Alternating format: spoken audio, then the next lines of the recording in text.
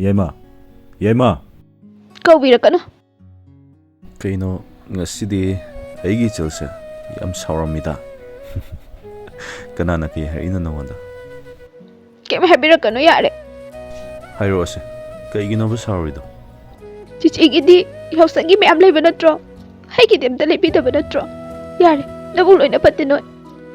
Is. Nangisu yaoshang no ledu shidi.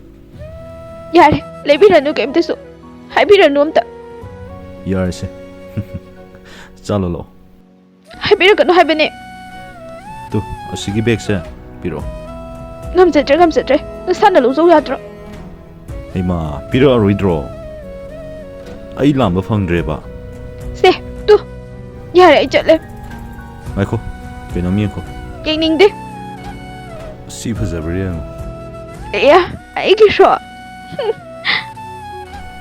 Ichalgin.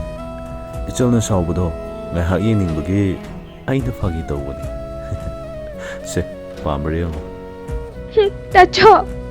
Hema kai kapino. Se kaplanu se to. Lesson zero so. Ichalda pakchabri ngeba. Cha. Hoi tacho. Aduga yaoshang mai thaba. Yengbu pubiu ko.